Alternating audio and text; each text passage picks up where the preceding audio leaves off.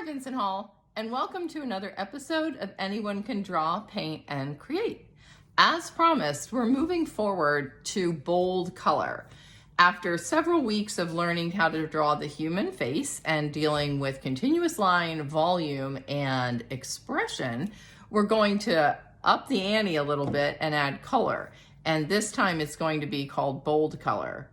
Actually, I'll be doing several lessons on bold color, so if people aren't quite your thing or forte, stay tuned. I'll be showing you bold color drawing animals, bold color with landscapes, with still life, and painters jump right in because this can certainly be beneficial for you as well. What is bold color? Well, it's basically not using the neutrals, but defining all your shadows, highlights, and mid values as different colors. So no, you're not going to be realistic in skin tone. We aren't going to be using the normal tones, but we're interpreting our shadows in cooler colors, and we're interpreting our highlights in brighter colors and our mid values at some point in between and just mixing it up a little bit. In order to compare apples to apples, as they say, I'm going to use a drawing that I did previously, the one of the young man for volume, this one, and reinterpret that as a bold color drawing. So that way you can see the difference. And I'm going to be using my Inktense pencils, but feel free to use whatever color pencils you have, or if you're a painter, follow along with your paints. Before we think about bold color though, I want you to realize that some of our problems in dealing as artists with bold color is we're not mantis shrimp. Yes, mantis shrimp apparently can see color better than any other animal so far that we know on the planet. They have the ability to see 16 times the amount of colors that we do, followed closely by butterflies and pigeons. Yes, the lowly pigeons that we just see walking around actually see better than we do when it comes to colors, and better than some other birds. They see a lot more ultraviolet light, which gives them a much broader sense of the color spectrum. I just thought it was a little interesting. Oh, and the other one that follows ahead of humans, the lowly goldfish. So next time you're looking at that fish in the bowl, think about what they're seeing from your reflection in that glass. Anyway, we're time to get started on our drawing, so let's move on. One of the keys to drawing a bold color drawing is to not start with graphite. You can, but I would recommend starting with a color pencil. And since I think I want to do a lot of bold, warmer colors, I'll use the cool colors for the shadows on this. I'm going to start with an orange red and just lightly sketch in my picture. And this is great for repracticing our continuous line drawing because it's going to give us a sense of where we're going as far as face placement. And again, just like everything else, we can erase out. He's slightly tilted, as you recall from when we drew this before, just a little bit, maybe not quite that much. And we're just gonna sketch in the rough shapes of the face, and then we're gonna come back in and get the hairline here and block in the ear. Remember the ear, since we're doing people. And next week I'll be doing something non-person related. I was inspired actually by Mrs. Audrey Coles, who is doing this fabulous color pencil drawing, and actually it's more of a acrylic painting, of a horse, and it is just gorgeous, and it uses lots of different colors of blues and pinks, and it's just stunning. So she's a master colorist, and I was inspired by her work. So next week we'll be doing something using animals. Anyway, back to this drawing. You can see I'm just roughing in where the figure placement goes and just kind of going to taper it off. Again, the clothing aren't that much of a concern for me here. So recall we had that little shirt that shows up in here, this piece of the jacket, and we're getting I made his head a little smaller this time, and that's fine. So I can show you how to do a little bit of cloth folds in these portraits too. Now, before I erase all these lines, I am just going to block in my eyebrows and eyes. Here I am just kind of blocking in the nose after those eyebrows and where the bottom of the eyes are. Then I'm just going to block in roughly where that middle value of the lip was. And you can see I'm giving myself a little more leeway on empty space than I did when we were doing the first drawing of this young man, because I want to color this in not with the colors that we would assume to be facial tones. And again, just getting a rough, very rough sense of where things are, because I don't want to overdo it. The one thing we still want to do though is block in shadows and planes, because they are going to help us determine what colors we're going to use. And it is going to be a challenge, although a fun one, to determine someone's hair and try to make it read closer to what we would expect hair to look like. Let's see if I can get his hair is a little more voluminous. I have a habit of going off the page, but that's okay. So I've roughed in the face, as you can see, and now all I'm going to do is go back in before it gets too crazy and erase out some of my guidelines, just so that they're not interfering with the colors. I'm going to leave that lightly. I just wanted to get that a little bit, a little less linear here. Sorry about that. Can't erase and talk at the same time. All right, there we go. So now we've roughed in the face, and the time is right away to start with color. And we have to figure out, what do we want to be what as far as our color values. I'm going to start with the hair and the shadows here on the face, and I'm not going to use my red. Rather, I'm going to use some darker colors or neutral colors, and this is a blue, and start shading in some areas that I want to be the shadows, the darkest shadows, with this blue. Now, if you're following along with the Inktense pencils, this is a bright blue, but you can use whatever you want. And I'm not just using one solid color. I'm going to go back over this, but I'm just establishing my darkest darks. And yes, I'm even going to use that for the colors on the shadows of his clothing, so that this has a more unified appeal. But feel free to change the colors on clothing if you want to. I just decided I don't, so that's why. And then I'm going to use the same colors for the eyebrows, just kind of blocking these in. Now, I'm using the Inktense, which I know I'm going to add water to. If you're using Prismacolor, then you might want to not do the overlapping so much, because you'll probably want to blend them in separately. All right, I'm just using this to get some of my darkest darks. So I've established that blue is going to be my shadow values. Notice in his hair, I'm leaving a lot of room, because I'm going to be using other colors. A little bit of ear right there that's dark. So this is just my darkest darks. So instead of using a 6B pencil, which would be a really hard dark pencil, or dark charcoal, I'm just using blue. So it's tricking your brain into seeing different color values. Now, what do I want to do for his face? Well, I think I'm going to go back to this one, which is my poppy red, and use this to get some of my mid values just roughed in. It does look a little cartoonish. Oh, I forgot this shadow here on this side of his nose needs to be dark, and then the shadow on the underside of the nose. So you can see how I'm changing the angle of my pencil a little bit, and that's okay. So again, mid values are things like this, where we're just going into not the highlights, but just something a little medium toned. Try to do the ears like that, some more of the hair. And I'm going to go back over this with some other colors on top. So again, it looks very scribbly, or gestural would be the correct term. Just to see what we have here. Okay, and then my highlights, I'm going to go with yellow, but you could certainly choose whatever you want. But I'm basically doing primary colors here too. I have red, blue, and yellow, but it'll also make orange where it goes over the red. So we kind of have blocked this all in.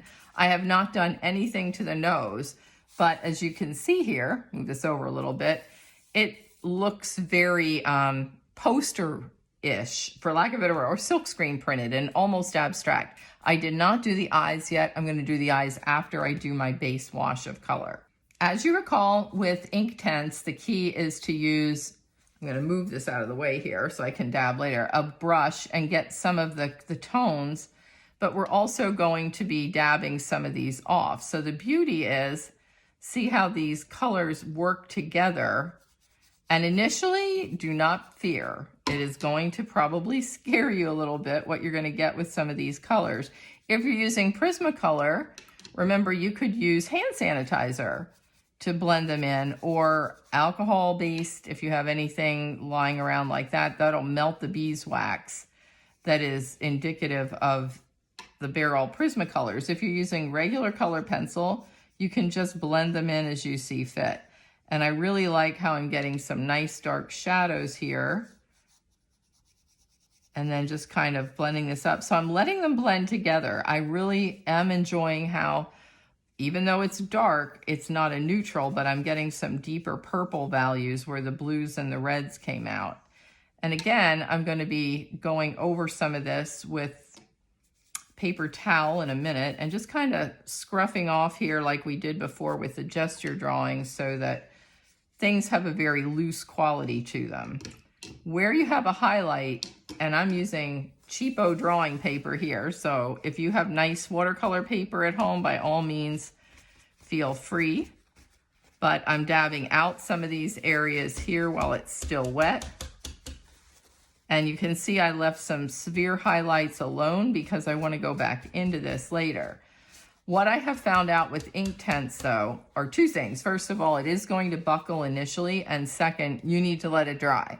So we're going to let this dry and come back to it to do more detail. I've given this a chance to dry, and if you're ever wondering, how do I know if it's really dry, even though it looks dry, do the hand test.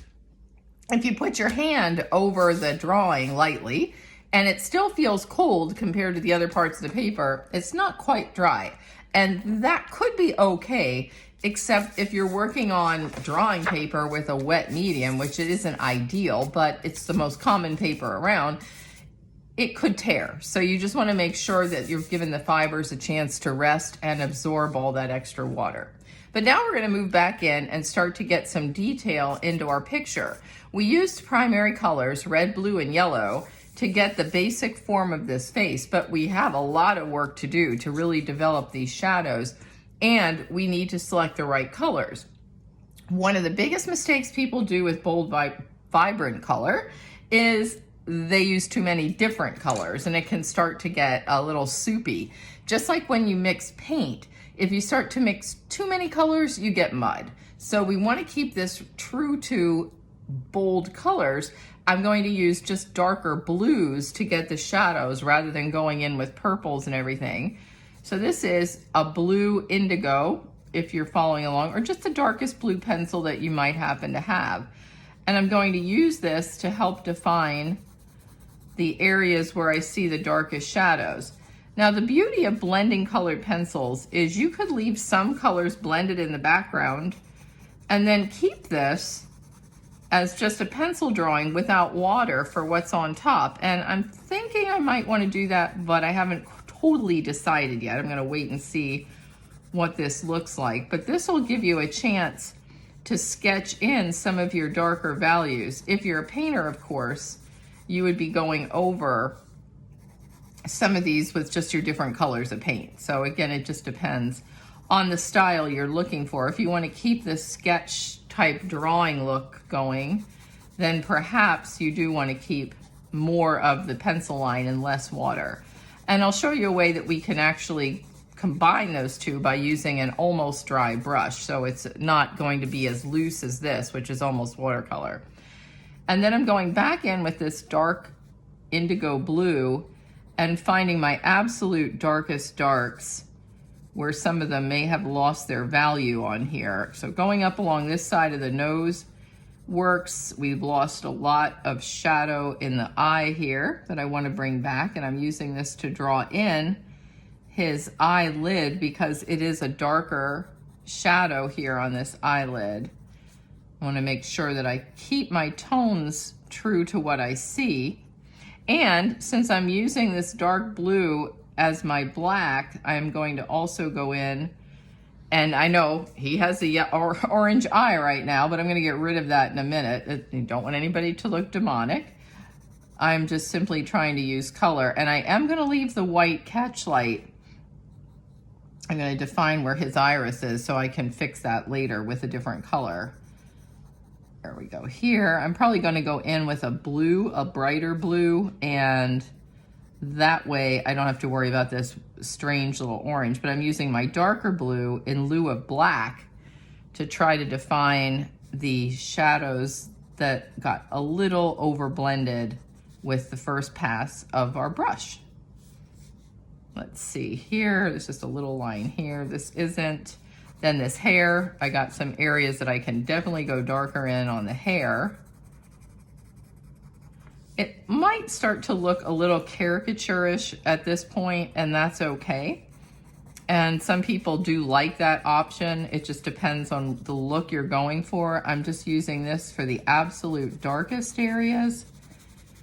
This is also a lot of fun in that it's going to force you to loosen up a little bit. That's what we've been all about with this entire lesson, is loosening up and trying not to worry so much about super realism.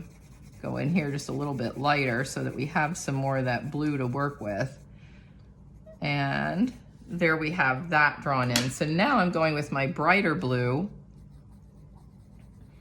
over where I had that orange, because I don't want anything to look vampire-ish on the eyes. And I can also use this darker mid-value blue, it's not a dark blue, to kind of get in some of the shadows under the eye here. And again, if I use the brush, and now I'm thinking I might, but use that drier brush approach I was talking about, that should give us some nice highlights without it being overkill. We get a little of this blue here, a little more down here. See, just keep talking to yourself. That's what we do as artists all the time. And you notice I haven't used my warm colors so much yet, but now I'm going to. There is such a thing as a cool red, and this is called Shiraz in my pencil set, but it's basically a magenta, and I'm using that just to define the lips because they are warmer, and I just want to get a little more warmth in this picture so it doesn't look too drab. I'm not trying to go for that look either. And I just want to try to bring in a little bit here and just trying to unify the picture a bit. That also helps. Then I'm going to go back in looking for things I need to correct. Up in here, this eye has much more shadow than what I had left, so I just want to get that back in. He has that kind of squinty eye look, so I just want to make sure I'm getting the shadows where I need them before I decide if in fact I'm going to go in. And then I'm adding blue over the red of this upper lip, because if you recall, we talked about upper lips definitely being darker than the bottom of the lips. Notice I have a white pencil here. Yes, we can use white. It's probably necessary sometimes just to get the highlights in. And I'm just going to use this as a gesture drawing here just to try to define a little bit more of his outfit of the clothing. And just a little bit in here. Now what I'm going to do with the white is fix some of this red that's in his eyes, because his eyes definitely look bloodshot right now, but we can fix that. In order to get some of these areas not so bright, I went back with my mechanical eraser and kind of blended out some of these. Remember that good hard-edged eraser, or the old eraser that's dead on your pencil? Now I'm taking my white pencil back in and just neutralizing out some of these areas. I don't want to go white. I just don't want it to be red. So I kind of like this cooler blue. Again, it's still a color. And I see this white edge here, which again isn't going to be completely white, but it is sort of blended in a little bit. And I'm going to take my white on the nose, just kind of follow along and find where I need to bring in my highlights a little bit lighter in here, because you can still have highlights and shadows and things. We're just trying not to use black and brown and all those other colors that, you know, we use a lot. Why not branch out and try something different? All right, so now I was talking about that drier brush. It requires maybe a bigger brush, and it's just going to be ever so lightly damp. So I'm going to get some water on it, just kind of feel around on it so that some of the water comes off on your hand maybe. And then I'm almost using it like a blender, or the colorless blender, which you're also welcome to use. And then as it gets wet, I'm just gonna move this around. Oh, I really like that deep blue. That's like one of my favorite things about these colored pencils, are the really nice, rich darks once you get them wet. Because I feel like the Inktense on their own, if you don't use water, really don't live up to what the Prismacolors can do as far as tones. You can see I'm getting my brush, I'm always like squeezing off the extra water. You can always clean your hands later, but we do want to get these nice shadows built up in here, and this will afford you a little more control. There we go. And again, I can blend these out, but I'm really trying to get this dark shadow in here because his neck does have a lot of shading, as you recall from when we did the other drawing. And then, again, keeping my brush almost dry, there's just a little bit of water, and always use a bigger brush than what you think. The little one is gonna actually be to your detriment. It's just like using a blender. We wanna blend these in. Well, now that's fun. I like this purple that I'm getting. Remember, we didn't use purple, but by having these colors blend in, you're getting some really interesting tones from the different values of the Inktense. I think that was that Shiraz, which was the cooler blue, blending, or excuse me, the cooler red blending in with the deep indigo blue, which is a very cool blue. And what I'm going to do now is not go over everything. See how I'm staying right here? I'm not just taking water and going all over my picture. I'm being very precise with where I want the water and where I want to leave some pencil lines, or at least just blending them in a little bit. Now up here, we do want to go darker because he has some very expressive dark eyebrows, and I'm skipping over that middle part for now and then just kind of coming back in again with the darks, and then get my brush almost completely dry, just lightly hitting this shadow here and quickly blending it up and out so that I don't get too much. If you're just using dry pencil, you won't have to worry about that as much. And then we have a pretty dark shadow in here. And that eyelid goes very dark. And then this comes down as a darker on the side here. It's gonna be dramatic. If you're looking for subtle, this type of drawing style isn't going to be your cup of tea, because bold color, as the name implies, is bold. And now I can go back in, just hitting maybe the pupils of the eyes and the upper eyelid, so it's kind of infer the eyebrows and the eyelashes a little bit without too much going on here. And we've got a little bit darker here, so I'm just gonna kind of come down somewhat here. And then this little shadow here with whatever's left of my water, because I do not want to overdo this nose. Again, with portraits, we want to try to underrepresent the other features if we're looking at one. So I'm just going to blot back out some of that mouth that might have gotten a little too dark. Where's my brush? Here it is. And then just kind of go back in and get a little bit of this blended in without it being too much. I want to just suggest the mouth without it being overkill, and definitely get this shadow blended in just a little bit more under the lower lip. It does, and let your brush strokes kind of sit sometimes. They do offer an interesting quality to the picture, almost like a prismatic effect in a way. So that's a good thing. And then it's all about just getting your last little bits of detail. So I'm just taking my brush as a final pass. And this is how a drawing can almost become a painting, because we are doing a lot of painterly things. And even if you're a pastel artist, you could do this by blending your pastels. So whatever medium you're using, it'll work. The key is try to make sure you're using color, because we're doing bold color. All right, And I think I'll just come down here on this last little bit. Oh yeah, get that to blend in. And then always kind of clean your brush. That's if you're doing these kind of paintings or drawings rather. Sorry, I'm using a brush. I switched to my painter mode. Or you're using a pencil, just kind of scribble it around. It gives it a nice unfinished look, but it also allows the picture to bleed off the page. And I'm just letting a couple of these colors go in the background like we did before, just so the figure has somewhere to go. Let me kind of blend this out a little bit. And I think that's pretty much where we're going to end. And I'm going to let this dry and we'll come back and look at the final piece. I finished and let it dry. So here's the final example. I'm going to move in a little bit. You can see that we have all of the red, blues, and yellows. Those were the colors I used, the primary colors.